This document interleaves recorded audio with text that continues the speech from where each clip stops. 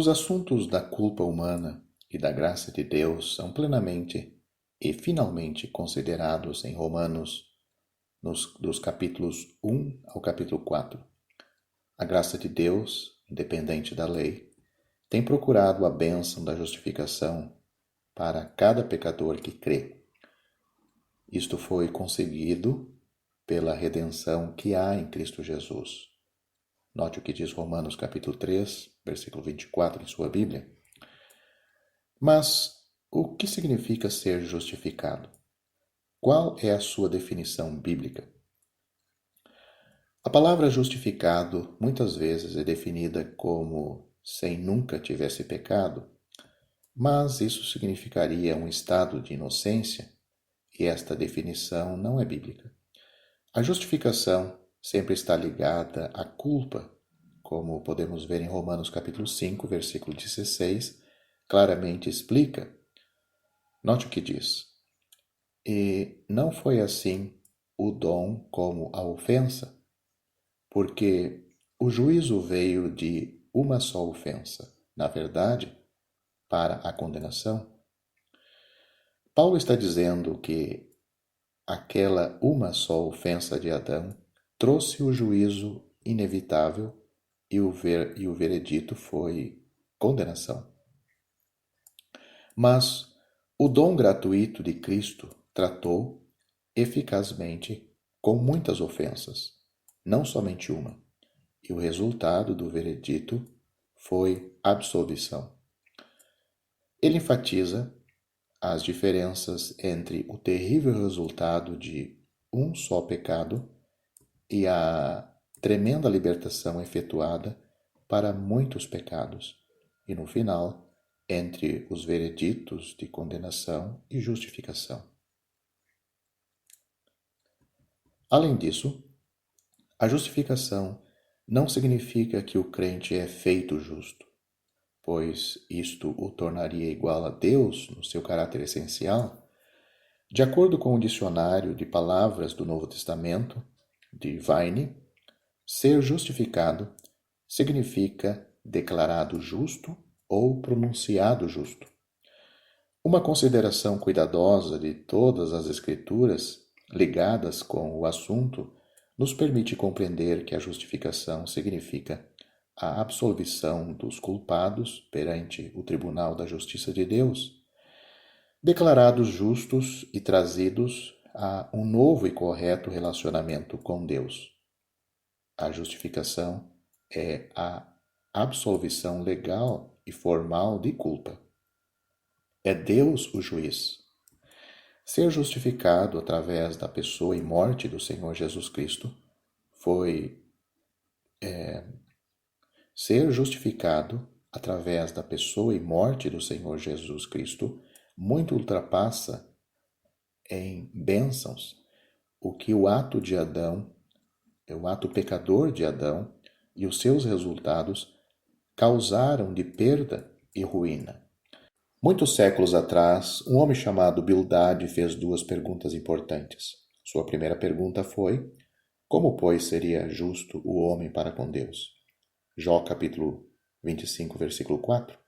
A resposta a esta pergunta se encontra em Romanos capítulo 5, versículos 1 a 11. Notamos: tendo sido justificados pela fé, temos paz com Deus. Isso está no versículo 1 de Romanos 5. Sua segunda pergunta foi: e como seria puro aquele que nasce de mulher? Jó capítulo 25, versículo 4.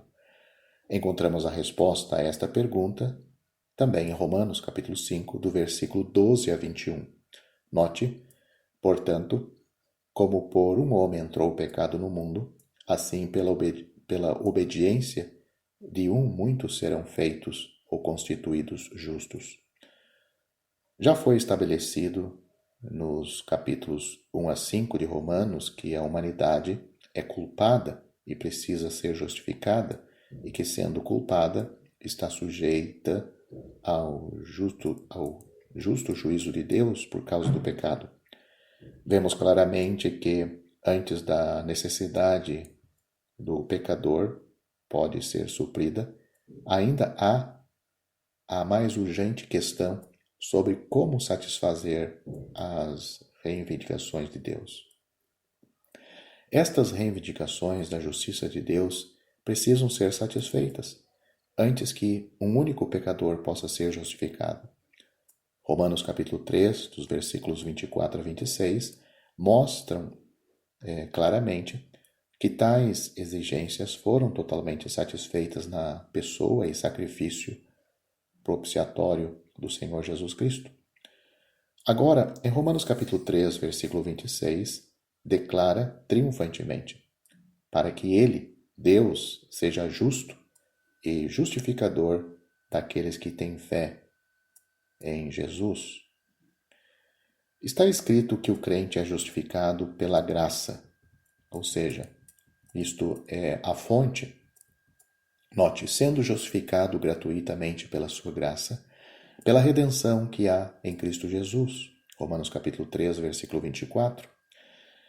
Isso é dado gratuitamente. A palavra gratuitamente é traduzida em Romanos capítulo 15, versículo 25.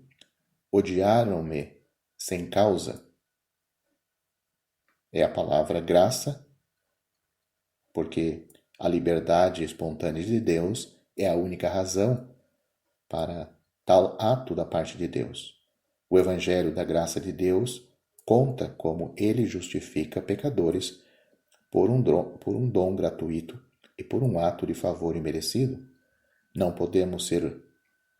pode ser obtido em troca de algo, só pode ser aceito, visto que é pela graça, não pode ser merecido. É dado e recebido sem nenhum merecimento. Vemos também que a justificação do crente é pelo sangue. Isto seja, nós podemos pensar na causa. Nós já pensamos a sua fonte. A fonte da justificação é a graça de Deus. Agora, podemos pensar na justificação. Qual foi a causa? É o sangue, foi pelo sangue.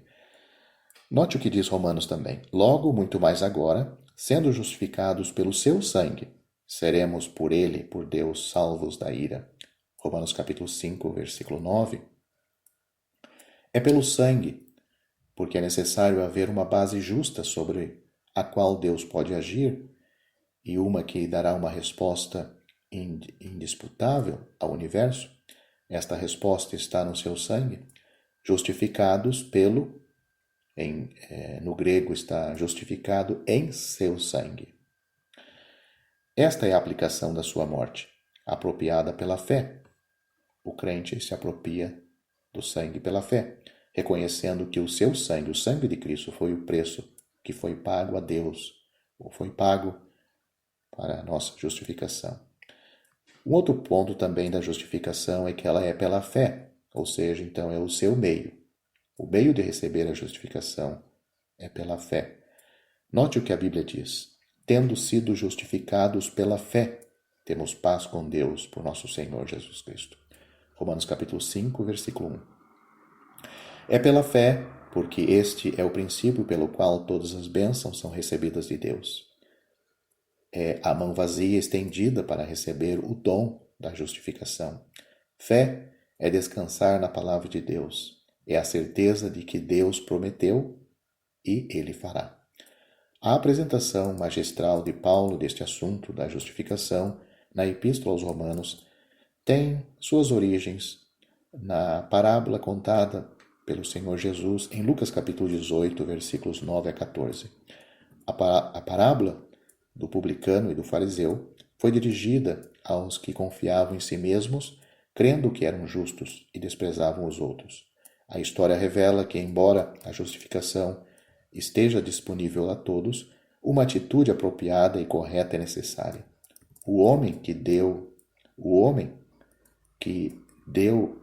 desceu justificado para sua casa foi aquele que reconheceu que era pecador e fez a sua súplica baseada em um sacrifício que ele viu e que estava à porta do templo antes dele entrar e antes dele se apresentar diante de Deus. Nesta parábola do publicano e do fariseu e publicano, podemos fazer algumas considerações. Podemos ver a sua aproximação. Em contraste com o fariseu que se posicionou no átrio externo do templo, o publicano ficou em pé de longe. Ele percebeu a sua indignidade de estar entre os adoradores e de estar dentro dos limites sagrados. Ele sabia moralmente que estava longe de Deus. Este é o primeiro ponto, a sua aproximação. O segundo ponto é a sua atitude.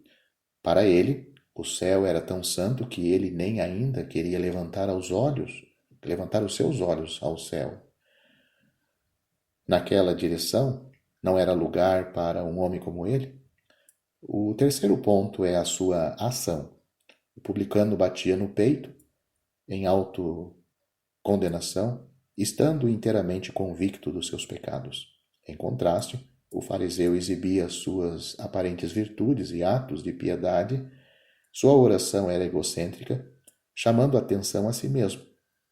Como Caim, ele trouxe a Deus o produto das suas próprias mãos. Ele contou a Deus o que ele não era e o que ele fazia, mas ele não disse o que ele era. Outro ponto também, o quarto, é o seu apelo.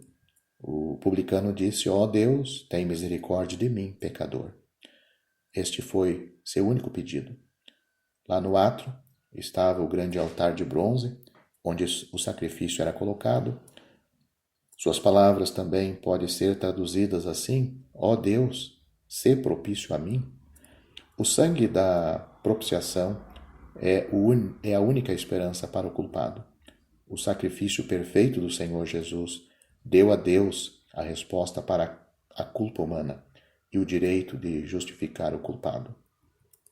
O quinto ponto que podemos observar nesta parábola é a absolvição e a afirmação disto. Notamos o que o Senhor Jesus disse: digo-vos que este desceu justificado para a sua casa e não aquele. Que palavras preciosas! O Deus que declarou todos culpados pela virtude do infinito sacrifício do seu Filho, agora pode declarar o crente justo. O paralelo entre esta parábola em Lucas 18 e Romanos nos capítulos 1 a 5 é de fato impressionante e muito precioso.